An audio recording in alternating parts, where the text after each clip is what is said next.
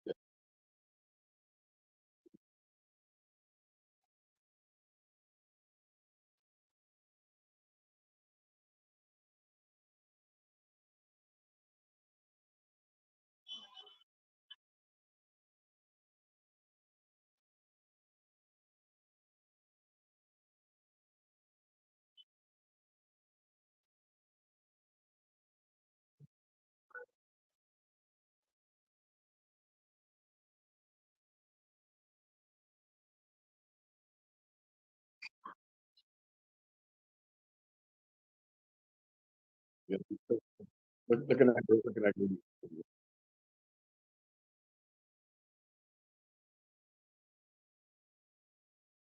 Grab a paper. A paper. A little piece of scrap paper. No big papers in there?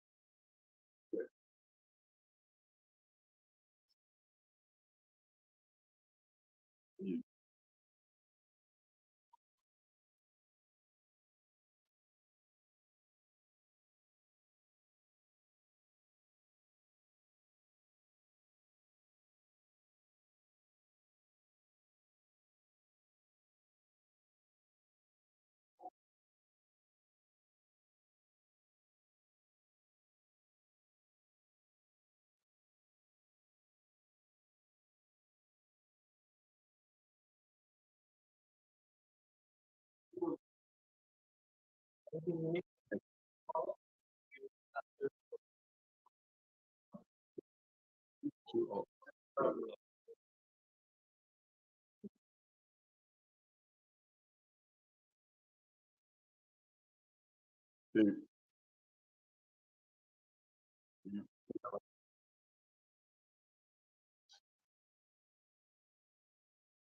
Thank you for inviting me. We're having a little some connectivity issues, but I'm hoping you hear me loud and clear, right? Yeah, you sound good on this end, Ajamu. And Ajamu, with Israel's deepening siege on Gaza and the ongoing genocide against the Palestinians, I mean, this has been what's been dominating headlines and a lot of consciousness also since October 7th, when this latest round of Palestinian resistance kicked off. But I actually wanted to start today talking about another very relevant geopolitical event that I think has been put on the back burner somewhat in terms of people's consciousness with everything that's been happening with Palestine, and that's the war in Ukraine, right? Because people may have seen reports that Ukrainian President Volodymyr Zelensky recently removed General Valery Zaluzhny as Ukrainian commander in chief. And these two have, been at odds really at least in the time since Russia first invaded back in February of 2022. And this contradiction became public last year when Zaluzhny called the war stalemate, which I think is actually an honest assessment of what the war not only was at that moment, but has been for that time. Now, of course, that contradicts the narrative coming out of the Zelensky sort of circles, which has always, and the West has been saying this too, that that Russia is taking this political, just walloping on the field in terms of the military aspect, and although that's never really seemed to be the case, and as it happens, there are rumors that Zaluzhny may be a potential presidential candidate in Ukraine in the future if Zelensky allows elections. And this whole removal of him may very well backfire, as Zaluzhny is known to be pretty popular. But all of this taken also with the internal situation in Ukraine, with people who are even critics of Vladimir Putin have talked about this suspension of democracy, frankly, in Ukraine, with the suppression of dissident parties and things like this, attack on unions. And so I'm just sort of generally wondering, Ajamu, how you're situating the Ukraine war at this juncture within the context of some of these other geopolitical developments. Well, for the U.S. is very complex. Is a situation where they seem to be taking body blows on multiple fronts. The confusion in Ukraine is the result of a failed policy. A policy that had assumed that a multidimensional conflict in the Donbass would result in significant damage to the Russian Federation and Putin in particular, that it was going to result in a political crisis, that the war was not going to, in fact, last that long, that the sanctions imposed on the Russian Federation and the disarticulation of the Russian economy from that of Western Europe and Germany in particular, all would culminate in a much weaker Russia, not only in terms of Russia's ability to influence political events in Europe, but in terms of Russia's growing partnership, if you will, or alliance with the Chinese. It was seen that the one way in which you also get at the Chinese is also to weaken the Russian Federation. All of that did not come into fruition. That basically has been the opposite effect. That the articulation of the development of the Russian economy has strengthened as a consequence of them being forced to develop productive economic activities that were relatively free of Europe. It compelled them to turn in a more pronounced way to the east, And the consequence has been it has provided them more political space from that of the West. So what we are seeing with this with this military conflict, this proxy war, if you will, has been a complete debacle for the Western forces and the U.S. in particular. And the crisis we see now politically and internally to Ukraine is a consequence of that. Many people in Ukraine have recognized that um, they were they were used basically. That a few 100,000 Ukrainian deaths later, it's quite clear that the U.S. And Russia capital, and European capital, are prepared to move on.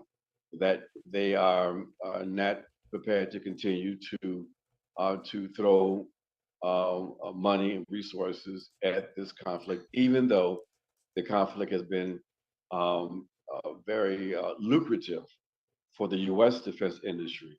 All of the various contradictions, economic and political, are causing a deepening of the crisis in Western Europe and in Ukraine specifically. So this situation is very dangerous for Zelensky because we know from history what happens once the U.S. Uh, believes that you're no longer that valuable to them, then they move on, and those people who they have been working with, either they are able to live a good, comfortable life, or they end up being disappeared from the scene. So it's a very, very dangerous and interesting moment in Ukraine. Yeah, and it's interesting that it's been what just over has it really been just over a year for that conflict? Almost 2 years, I think, coming up in February. And all of everything that we have been saying since the days leading up to it, has it's obviously come true. And I don't want to sound like, we're the smartest revolutionaries on the streets, but we had it right. I mean, Sean and myself on By Any Means Necessary, certainly the Black Alliance for Peace, everywhere we went, we were explaining to people what this really was, and it wasn't received well. And when I say people, to John Moo, I mean some folks on the left. So I understand that the repression from the state that's what's going to happen. That if you're really into organizing, if you're really a revolutionary, you understand whenever you push back on the state's narrative, their response is going to be brutal and violent and very unfair and very undemocratic. So I don't even, it's not that I don't worry about it, but I know that's going to happen so much that I don't even think about it. It just happens. It's just done, right?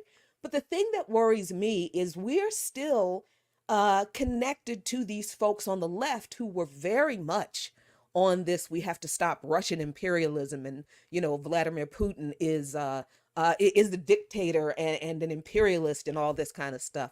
So how do we go forward with the continued organizing that we need to do? Because even though people aren't paying much attention to what's going on in Ukraine, it doesn't mean that it's over by a long shot.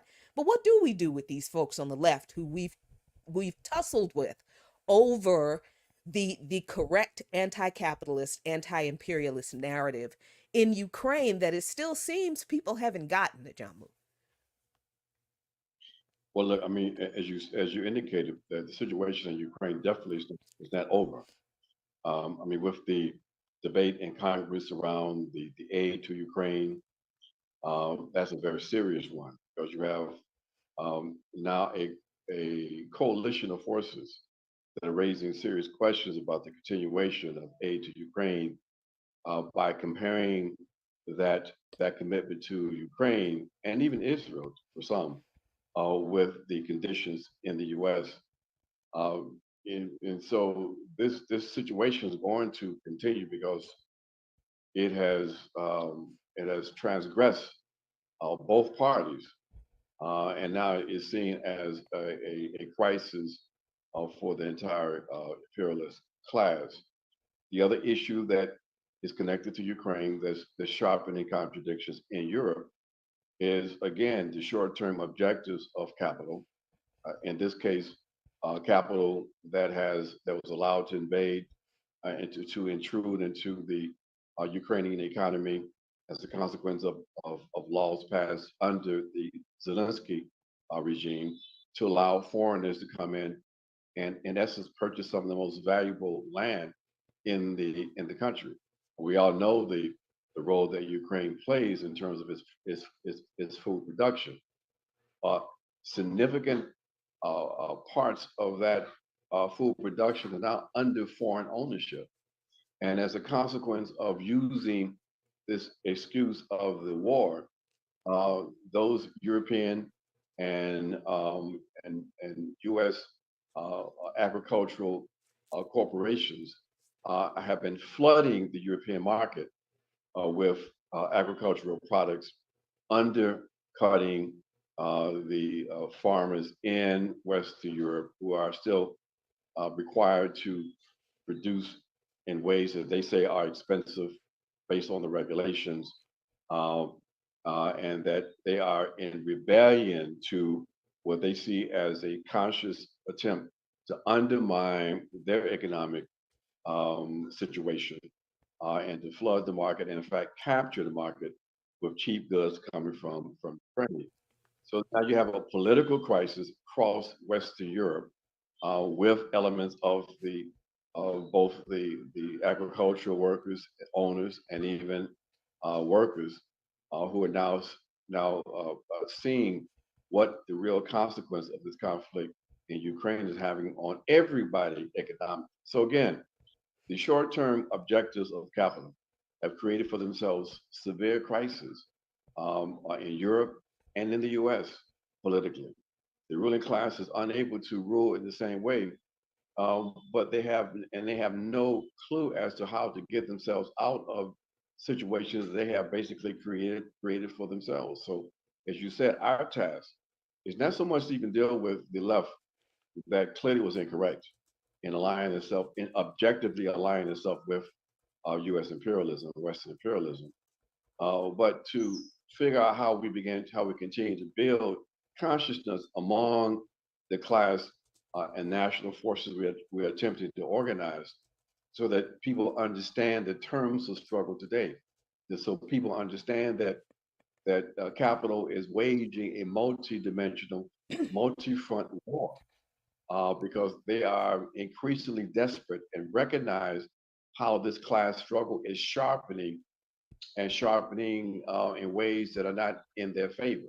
So we have to continue in an unapologetic, unambiguous way to project our analysis, to help people to understand what is happening, to sharpen and develop the frameworks of understanding, and continue to push the absolute imperative of people becoming organized and engaging these forces, because we can't take advantage of the crisis until we in fact are in a position to do that, and that means we have to strengthen our organizations. And so part of strengthening our organizations is also is also connected to strengthening the ideological component, the ideological struggle that has to be waged in order for us to strengthen our ability, our capacity to confront the enemy.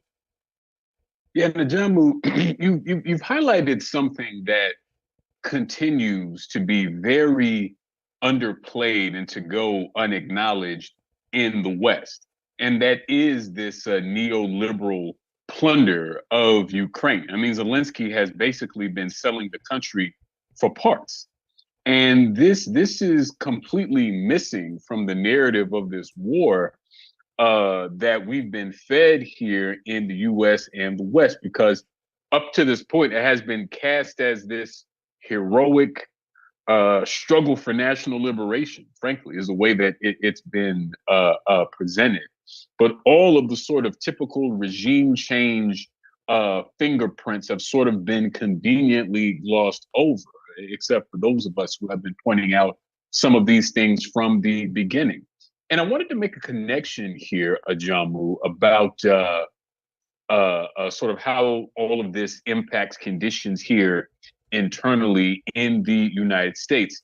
I'm sure you're aware that recently Nancy Pelosi speaking of Russia, said that Palestinian solidarity activists and movements were being funded and directed by Russia. Now, this points to a couple of things. I mean, number one, not only is the reality of the Ukraine war playing out basically the way some of us said it would, but also we're seeing the specter of Russiagate being weaponized yet again. It's been kind of quiet on that front for a little while, but I think from the time that this myth first gained traction, a lot of us were clear that it would be used to try to tamp down on political dissent here in the US or anything that contradicted the narrative of the status quo. And so I'm wondering what connection you see between sort of the reality of this war in Ukraine and the fact that the U.S. ruling class seemingly doesn't quite know what to do with the vitality of the pro-Palestine movement and what it means for the movement here in the U.S., as you were touching on a moment ago.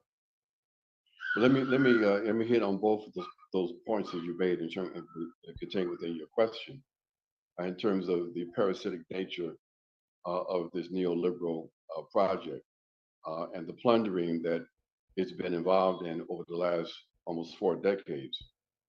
The situation in Ukraine was always one in which that was the objective.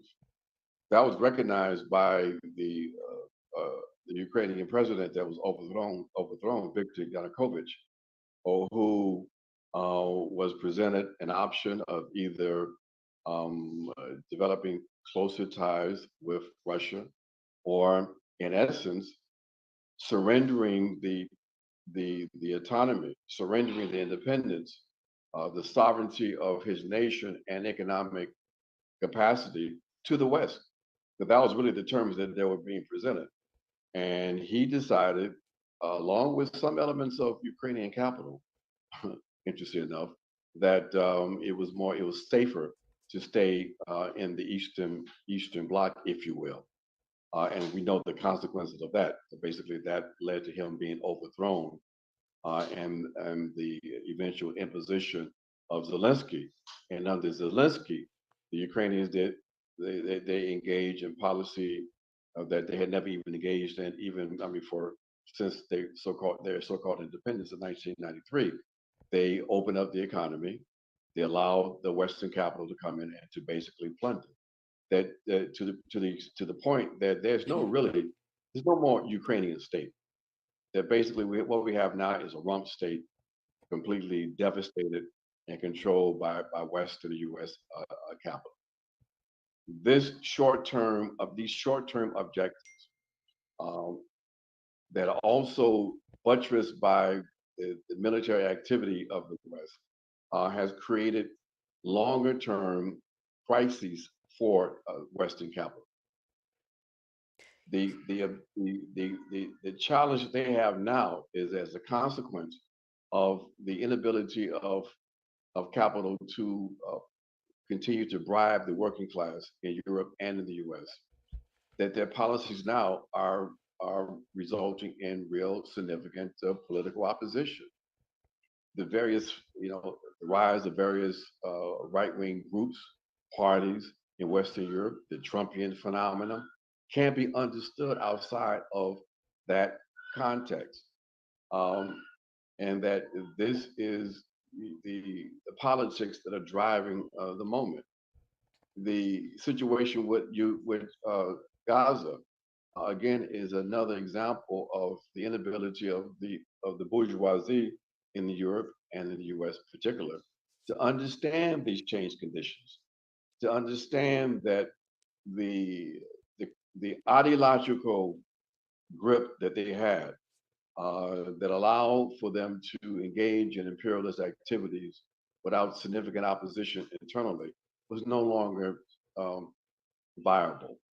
That the economic contradictions were causing people to look at things differently and resulting in opposition coming from both the left and the right. And now with the complete stripping away of the veneer of respectability that the genocide in Gaza has presented. The ideological weapon that the West were the upholders of democracy and human rights, it has really created a real crisis, political crisis for these forces. So they're now dependent on more and more naked repression. And that's why critique and resistance is seen as such a existential threat. You know, the fact that Pelosi and others will characterize opposition as being foreign born, foreign supported, uh, exceeds even the kinds of charges people were subjected to during the so-called Cold War in the U.S. It really is an example of the desperation and the crisis of understanding that we see with the ruling class. But for us, it's a very dangerous situation. That's why we find that the national security state is engaged in raids, RICO prosecutions. The Uhuru 3 is facing the possibility of imprisonment. Julius Assad is still sitting in prison. I mean, this is the fascist conditions that are developing in this country. And again, this is not coming from the traditional sort of Trumpian right. That is a bogus, false, distorting, and dangerous proposition. The driving force of fascism in the United States of America is coming from the neoliberal right that controls the state. Absolutely. And see, this is the kind of clear and afraid analysis that you get here on Darker Than Blue with Sean Blackmon and myself, Jacquie Luqman. Today we're joined by Ajamu Baraka. And, we've got about, 32 minutes left to go or so. We're down to $300. So we have someone to thank, Anonymous in Brooklyn, New York. Brooklyn, thank you so much for $25. And the other contributors for your gifts. Let me remind you again what a gift of $120 or $75 or $40 or $180 gets you, because a gift of a pledge of $120 gets you the opportunity to choose as a gift for your pledge. Palestine is still the issue. And these are interviews that are conducted or that were conducted by John Pilger. Then for $120, you can also choose Sojourner Truth, Middle East Children's Alliance. And all donations to the Middle East Children Alliance will be a 60-40 split between the station and the Middle East Children Alliance. For $75, you can get 2 tickets to the play Zora at New Cultural Cafe on February 16th at 7 p.m. That's here in Washington, D.C. And for $40, you can get a single ticket to the play Zora at the New Cultural Center. $180 pledge. You can get the Black History Month collection thumb drive, $75 Martin Luther King Jr. Special Collection MP3 discs. For $180, you can get the 6 CD Malcolm X boxed set. For a $200 pledge, you can get Voices Who Changed the World flash drive. Whatever you pledge, however you pledge, call us at 202-588-9739 or 1-800-222-9739. You can go over to WPFWFM.org and make your contribution there. Make sure you choose Darker Than Blue from the drop down. You can call us again at 202-588-9739. Volunteers are waiting for your call, or you can Cash App us at $WPFW. Make sure you put in the note for Darker Than Blue. We've got $300 to go to meet our goal of $500. We can do that, y'all. We got 25 minutes. Let's go, y'all. Let's overcome that goal. Absolutely. And Ajamu, speaking of Palestine, I wanted to move to this issue of the U.S. and the U.K. very cruelly cutting funding to the UNRWA, one of the main Palestinian aid agencies, over allegations that some of the workers at the agency were involved in the October 7th resistance activities, basically accusing people of being members of Hamas. And according to reports, at least 9 employees have been dismissed as a result of this, with really no evidence at all. And it's pretty clear that this was a move that was done just to, deepen the suffering of the people of Gaza and of Palestine even more than it already has been. And I'm sort of wondering your estimation of where things stand with the Palestine question as of now, Ajamu. I mean, there continue to be protests here in the United States and indeed all around the world. I mean, I mentioned earlier that the U.S. ruling class, I don't think, was really prepared for the level of solidarity that Palestine would receive in this period, and all of the typical, propagandalized atrocity fabrication, things like this. It hasn't really worked. I mean, they've gone after students up in New York. We've seen them literally arrest the organizers of some of those mass protests, confiscating their sounds and things like that. But despite all of this, the movement continues, and so does a Palestinian resistance. So, what is your feeling, Ajamu, about where things sort of stand with Palestine and the movement around I think that we are witnessing something of historic significance, that as a consequence of the genocide that is still ongoing, the West does not seem to understand there can never be a return back to the status quo, that they have lost all legitimacy, that they are clearly seen as an existential threat to global humanity. Now, that is going to have, it is already having dire political consequences for them.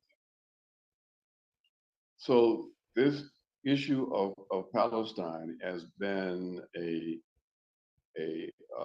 epoch changing event, is part of the transition that's taking place away from continued white world supremacy. The fact that the Palestinians were racialized and then dehumanized so that they became killable and that they are now being slaughtered,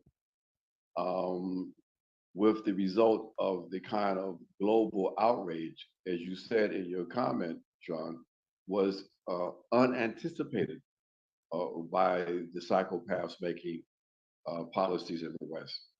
They actually thought that as a consequence of the breakout on October the 7th by the Palestinian resistance, that when the fascist Israeli government decided to engage in a strike against the resistance, and part of that was going to be collective punishment, that they allowed for that activity initially to get massive coverage because in their own disease imagination, the world was going to, or at least the Western world and parts of the Comprador non-Western world would support a struggle against the resistance that was characterized as terrorism. And so that was what they thought was going to be the consequence. That was going to, in fact, generate massive sympathy. In fact, I think Netanyahu, who was in deep political crisis within Israel, definitely depended on that. But what happened was the opposite, because I think even at parts of of the U.S. foreign policy community were caught off guard at the viciousness and outrageous activity on the part of the IDF, the Israeli Defense Forces in Gaza, because what they seem not to be aware of or pretending not to be aware of, is the fact that you had elements in that Netanyahu government coalition. They're straight up Nazis that are fascists. And they saw this as an opportunity to finally realize what they have been advocating for through their political processes for the last few decades, and that is for the complete ethnic cleansing of Palestinians from what they consider to be Greater Israel, from the river to the sea, to expel Palestinians from the West Bank and from the Gaza Strip. So they engage in a war of extermination. There was a reason why we saw the images of the Israelis blowing up empty residential blocks. Why is that? Because they were creating the conditions where people could never return. That was the objective. It wasn't about just trying to, eliminate the resistance, because many of us who understand a little bit about military tactics understood that basically what they were doing was providing significant cover for the urban opposition in those built up areas by blowing up these buildings. So, you know, but their objective again was ethnic cleansing. It was, in fact, to carry out a genocide. So this situation that was picked up and exposed globally um, created a situation where the only way that the West will be able to maintain some degree of control is through more and more use of naked violence.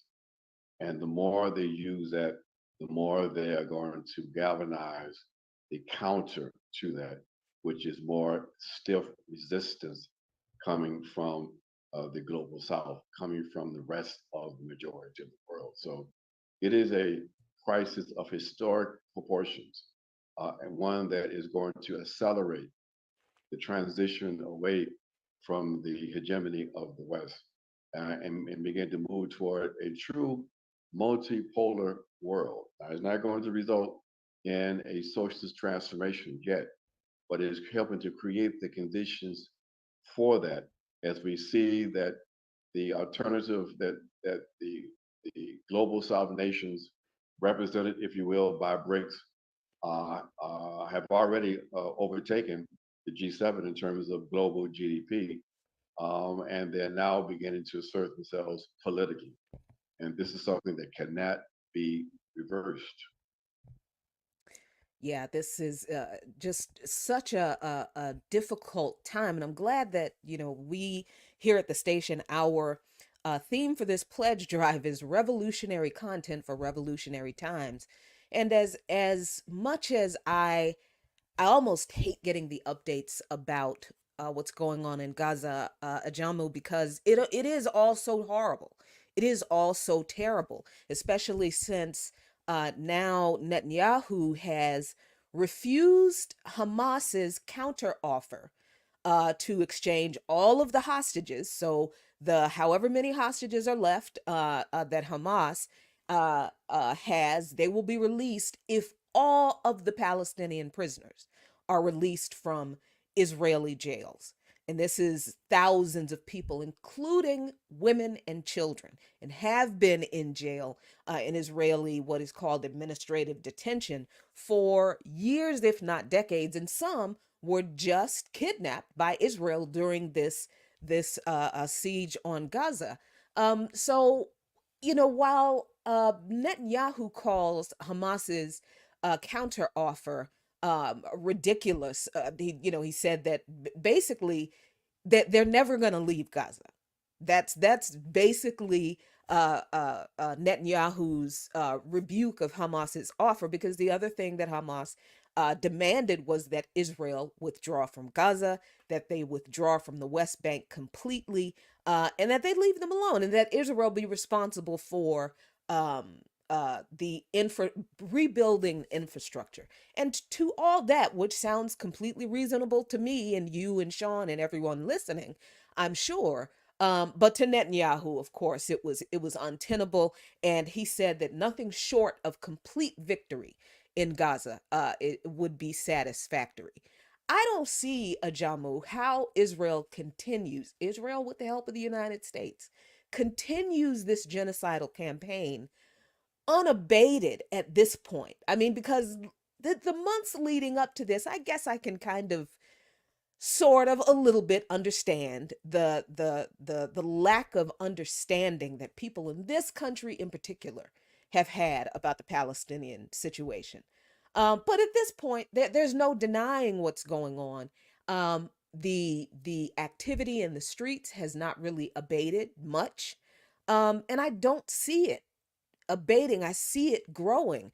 So I mean that we don't have a crystal ball, but I sure would love to know what you think, how this ends for Israel. Um, and I just want to give a really quick update on our pledge drive for this hour. Thank you, Anonymous from Washington, D.C., for $100. That person, Anonymous from the Anonymous family, is a new sustainer. And thank you, Wendell Scott from Washington, D.C., whose gift of $120 got him, whose pledge of $120 got him the gift of Palestine is still the issue. We've got $80 to go in our pledge drive, about 15 minutes to go in this hour. So somebody's got $80 they can throw us, I'm sure. Ajamu. Well, what ends for Israel is failure. When you have amateurs, and Netanyahu really is not an amateur, but he has allowed himself to paint himself into a political corner by defining victory as a complete destruction of Hamas. The consequence of that is, in fact, the kind of genocidal activity that the IDF is now forced to engage in. But what has happened as a consequence of that activity is that there are now serious splits developing between his government and the Biden administration that's now beginning to be surfaced, because the pursuit of this objective in Gaza is causing is causing more headache, more issues for the U.S. administration than they had anticipated. And so you see in the last few days um, the the language sharpening somewhat by Blinken and even Biden when he's able to spit something out regarding the humanitarian situation in Gaza, mentioning civilian deaths more. And this is not just to provide further cover, but it is a reflection of the conversations taking place behind the scenes, where basically they are discovering that Netanyahu is out of control. And he's always said that the U.S. administrations can be bullied, and we suspect that's happening. So the counter to that is more and more public distancing that the U.S. government is engaged in with Netanyahu, and behind the scenes, a conversation that is letting them know that we're not going to allow you to basically slaughter another few hundred, another 10 or 20,000 people in this pursuit of Hamas. They cannot result in victory. You can't. The Hamas and the Palestinian resistance are the Palestinians, and the only way that you defeat the resistance is when you commit genocide against the people. Politically, is now becoming more untenable for that to occur. So this is a situation that is developing here or there in Gaza. Now, it's not going to change overnight. They're still continuing.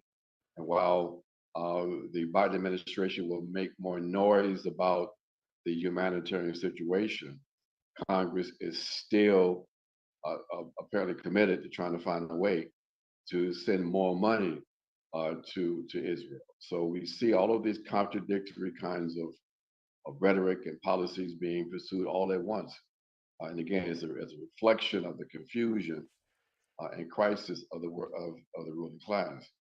But I think that a policy is starting to emerge, one in which Netanyahu is going to be prevented from his victory, not by the resistance necessarily, even though they are waging a courageous struggle and are inflicting enormous damage on the IDF, but by the constraints that will eventually be imposed on them, I think, by the U.S. administration.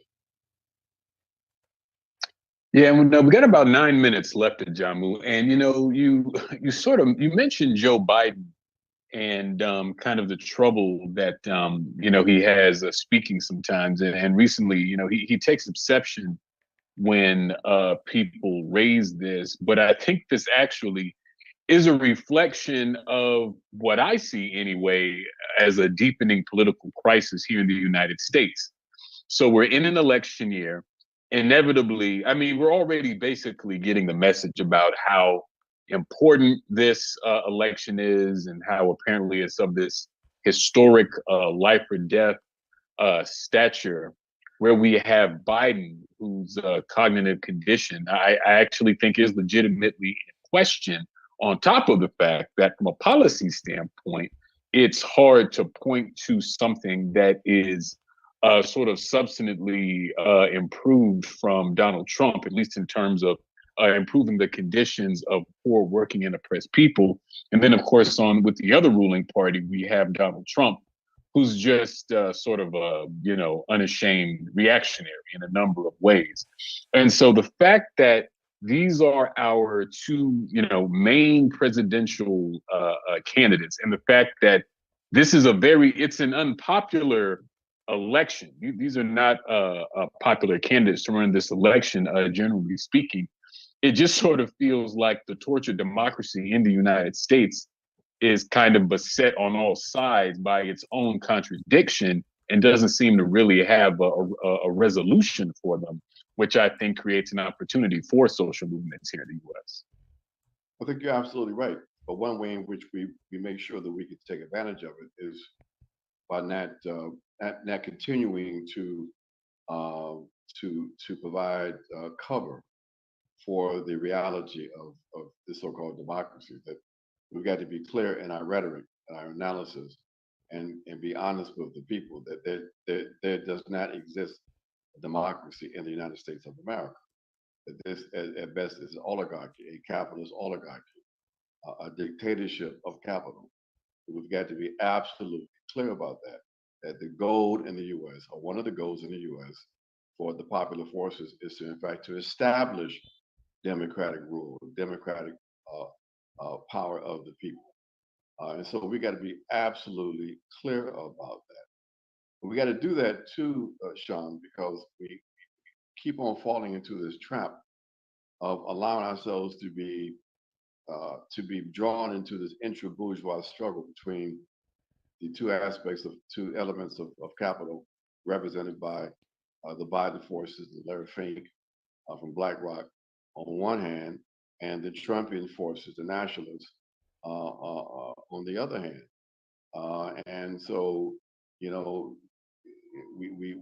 get into this lesser of two evil BS, and we objectively give political cover to the neoliberal fascists that are basically strengthening their control of the apparatus, and engaging in all kinds of horrendous crimes globally, while we are fixated on the clownish antics of a Donald Trump, as dangerous as some of those forces are that is grouped around him. And I think that's a mistake. Is a dangerous situation to continue to, because what happens is that even progressive forces, it goes back to Jackie's earlier question, the confused nationalist left, who doesn't understand the realities of fascism in particular colonial fascism that many of us have been subjected to, many of our people have been subjected to, that's now just being imposed within the context of the broader U.S. society, that, we see the duopoly as the enemy. We see the system as the enemy. And, we're clear about that. While some of our friends on the left, they get drawn into this thing where they, in essence, give a pass, a cover to the neoliberal right with this fear of Donald Trump. Look, how do we get past this BS about Donald Trump or any of these elements from the Republican Party being in a position to undermine a democracy that doesn't exist until we go through it? I remember in 1984 that the U.S. Republic was going to end with the re-election of Ronald Reagan. This game has got to stop, and Negroes and fake leftists have got to stop playing this game. Let Donald Trump win. We're going to survive Donald Trump. And for African people to be afraid of some white boy named Donald Trump is an insult to our people and to our history. So we're not concerned about no Donald Trump. What we're concerned about is how do we build the capacity to win. That is the objective you've got to deal with. Absolutely. And with 3 minutes left, folks, we are still $80 away from our goal, but we're actually probably closer because a couple of folks in the Black Power Media chat have told me that they have donated through Cash App, and we don't see those donations right away. So we are actually closer, if not have met our goal, but that does not mean that we will stop taking your money. No, we really appreciate all of the support that you have given WPFW over the years. And Sean and I in particular are very, very honored and humbled for the support that you have for us. So please, with whatever you have, please donate to WPFW, be a sustainer, become a regular contributor, get one of those gifts for $120 or $180, and keep listening to WPFW, revolutionary content for revolutionary times. Absolutely. And again, that number is 202-588-9739 or 1-800-222-9739. Again, want to appreciate everyone who has supported the Pledge Drive this hour, who supports Darker Than Blue. Because, in reality, Jackie, I mean, it's so appropriate that the theme for the Pledge Drive is revolutionary radio for revolutionary times. Because when we're in a moment such as this, the propaganda from the ruling class, from the capitalists, from the imperialists, it goes into overdrive, because that is a system that knows it's in crisis, trying desperately to protect itself. And that's one way. It also does it militarily and economically and other ways. So as aggressive as the ruling class is in pushing their lies and pushing the narratives that are against the interests of poor, working, and oppressed people, we have to be just as steadfast, just as intense, and just as committed in supporting news, analysis, and programming that speaks from the social movements, that speaks from the standpoint of people's struggles, and is really trying to be part of a collective effort that's actually going to make the changes in the world that we know are so sorely needed, whether it's the end of Israeli apartheid, the defeat of imperialism, or the overturning of the capitalist system itself.